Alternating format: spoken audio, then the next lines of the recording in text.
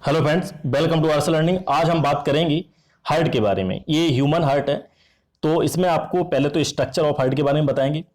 Structure of heart में सारे जो आपके पॉइंट्स हैं सारे क्लियर करेंगे। इसके बाद ब्लड का जो सर्कुलेशन होता है हार्ट के अंदर किस तरह से होता है उसके बारे में भी आपको बताएंगे।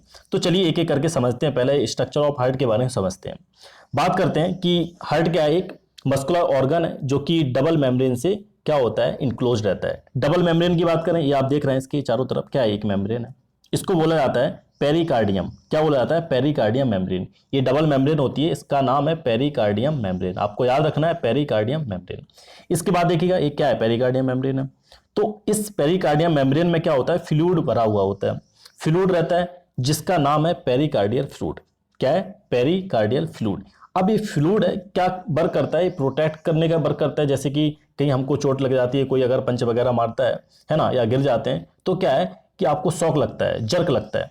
तो उससे जो हमारा हार्ट है, ये जो फ्लूइड है क्या करता है, उस जर्क से, उस शॉक से क्या करता है, प्रोटेक्ट करता है। तो ये पेरिकार्डियम फ्लूइड का वर्क है। अब बात करते हैं हार्ट की। क्या है कि 4 चैम्बर रहता है। ये जो हार्ट है, अगर ह्यूमन हार्ट की बात करेंगे, 4 चैम्बर रहता है। कैसे? देखिएगा कि इसके 2 चैम्बर तो क्या रहते हैं, ऊपर रहते हैं। 2 अपर चैम्बर रहते हैं। जैसे आप देख सकते हैं, ये आपके इस तरह से मैं डिवाइड कर दे रहा हूं इसको। 2 कहाँ रहते हैं? ऊपर रहते हैं। ऊपर कहाँ? एक तो ये है right auricle and left auricle. तो दो जो पार्ट हैं आपकी, 2 जो चैम्बर हैं, अपर चैम्बर हैं, इनको बोला जाता है ऑरिकल्स। एक तो राइट ऑरिकल, दूसरा लेफ्ट ऑरिकल। ये क्या करता है, जो ब्लड है different different part of the body से रिसीव करता है। ब्लड को क्या करता है, रिसीव करता है from the different part of the body. ठीक है, 2 हो गए चैम्बर, 2 चैम्बर हो गए। अब इसके बाद बचे 2, कौन कौन से हैं? Right ventricle and left ventricle. तो 2 चैम्बर और हैं इसके, जो कि क्या होते हैं, लोअर चैम्बर रहते हैं। ये क्या वर्क करते हैं? ये करते हैं ब्लड को पंप करते हैं। कहां पर? Out of the heart. Heart से बाहर ले जाने का वर्क कौन करते हैं? ये right ventricle and left ventricle. तो ये तो हो गए आपके चैम्बर, 4 चैम्बर हो गए, first, second, third and fourth. अब बात करते हैं कि आप बीच में ये देख रहे हैं, आप इसको मैं साफ कर दे रहा हूं थोड़ी देर के लिए, देखिएगा ध्यान से। ये आप देख रहे हैं यहाँ पर इस तरह से ये स्ट्रक्चर बना हुआ है। ये क्या है? वाल है आपकी। ये है मस्कुलर वाल। ये जो मस्कुलर वाल है, इसका मेन फंक्शन रहता है कि ये राइट साइड और लेफ्ट साइड को अलग करता है। किसको करता है? राइट साइड को और लेफ्ट साइड ऑफ हार्ट को क्या करता है, सेपरेट करता है। जिसकी वजह से जो ब्लड है, आपका जो ब्लड है ऑरिकल से, ये आपका राइट ऑरिकल है और लेफ्ट ऑरिकल से इसके थ्रू फ्लो ना हो सके। मीन्स क्या है कि राइट ऑरिकल से, जो आपका राइट ऑरिकल से लेफ्ट ऑरिकल की तरफ फ्लो ना हो सके। और साथ में क्या है, राइट वेंट्रिकल से लेफ्ट वेंट्रिकल की तरफ फ्लो ना हो सके। ये रोकने का काम कौन करता है? मस्कुलर वाल, जो कि यहाँ बीच में प्रेजेंट रहती है, सेपरेट करती है राइट साइड को और लेफ्ट साइड को सेपरेट करती है। क्लियर है? ये चीज भी क्लियर होगी। अब इसके बाद बात करते हैं, देखिएगा अब है आपकी ट्राइकस्पिड वाल्व। तो ट्राइकस्पिड जो वाल्व है वो क्या करती है, राइट ऑरिकल से ब्लड कहाँ जाता है? राइट वेंट्रिकल में जाता है। तो इसमें क्या है कि ये डोर की तरह वर्क करता है, जिससे कि जो ब्लड है एक ही डायरेक्शन में फ्लो हो सके। ब्लड क्या है, सिर्फ एक डायरेक्शन में फ्लो हो सके, from right auricle to right ventricle. एक डायरेक्शन में फ्लो होने के लिए यहाँ पर वाल्व है जो वर्क करती है, ट्राइकस्पिड वाल्व।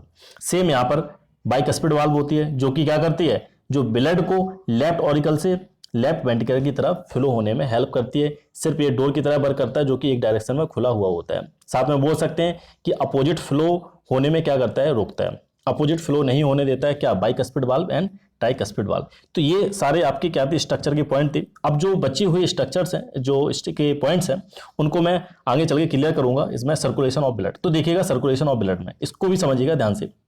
क्या है कि ये फिगर दे रखा है, इसको समझिएगा। क्या है कि सर्कुलेशन ऑफ ब्लड में अभी आपने देखा है, ये जो पार्ट है, आपने राइट ऑरिकल देखा है, राइट वेंट्रिकल देखा है, लेफ्ट ऑरिकल, लेफ्ट वेंट्रिकल देखा है, ये सारे पार्ट आपने देखे हैं। ट्राइकस्पिड वाल्व, बाइकस्पिड वाल्व देखा है। तो अब देखिएगा कि जो ब्लड है हमारा, ब्लड क्या होता है कि different different part of the body से क्या होता है, फ्लो होता है। ठीक है, कहाँ? ये जो ब्लड है आपका different different part of the body है, डीऑक्सीजनेटेड ब्लड रहता है। क्या रहता है? Deoxygenated blood. वो आता है सबसे पहले राइट ऑरिकल में। कहां पर आता है? राइट ऑरिकल में। तो कभी कभी क्वेश्चन बन जाता है, सबसे पहले जो ब्लड है कहां पर एंटर करता है, कहां पर आता है? राइट ऑरिकल में। या पूछा जाता है कि राइट साइड हार्ट में, आपके राइट साइड लेफ्ट साइड में किस साइड इंप्योर ब्लड रहता है, राइट साइड प्योर रहता है, प्योर ब्लड कहां रहता है, इंप्योर ब्लड कहां रहता है, ये पूछ लिया जाता है। तो right side of the heart क्या रहता है? इंप्योर ब्लड रहता है। क्यों? क्योंकि जो डीऑक्सीजनेटेड ब्लड है, इसमें क्या होती है, कार्बन डाइऑक्साइड रिच रहती है। कार्बन डाइऑक्साइड ज़्यादा रहती है। ये different different part of the body से आता है, किसकी तरफ, सबसे पहले राइट ऑरिकल में आता है।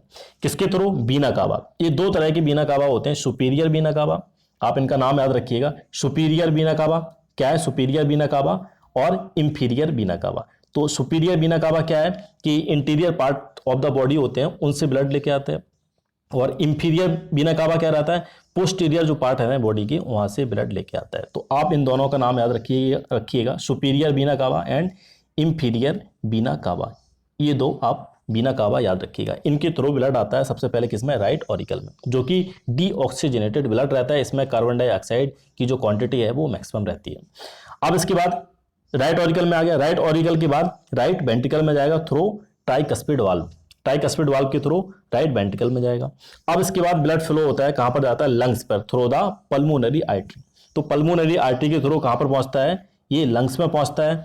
अब एक चीज ध्यान रखिएगा आप कि जो आर्टरी होती है, आर्टरी का वर्क क्या होता है, ऑक्सीजनेटेड ब्लड को ले जाने का, लेकिन यहाँ पर क्या है, डीऑक्सीजनेटेड ब्लड ले जा रही है। इसलिए एक्सेप्शनल आर्टरीज होती है जो कि पल्मोनरी आर्टरी है, डीऑक्सीजनेटेड ब्लड लेके जा रही है टू द हार्ट।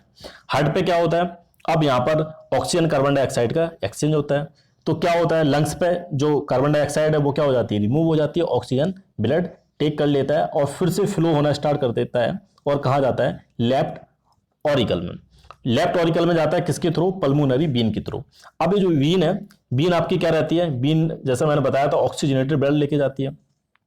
सॉरी, जो बीन है आपकी क्या है, यहाँ पर ऑक्सीजनेटेड ब्लड लेके जा रही है, लेकिन बीन्स जो वीन होती हैं सारी क्या करती हैं, डीऑक्सीजनेटेड मींस इम्प्योर ब्लड लेके जाती हैं। लेकिन यहाँ पर क्या कर रही है, यहाँ पर जो वीन है क्या कर रही है, आपका ऑक्सीजनेटेड ब्लड लेके जा रही है, इसलिए ये भी क्या है, एक्सेप्शनल है। तो आप इसको याद रखिएगा, पल्मोनरी वीन जो कि क्या काम कर रही है, ऑक्सीजनेटेड ब्लड लेके जा रही है from lung to left auricle.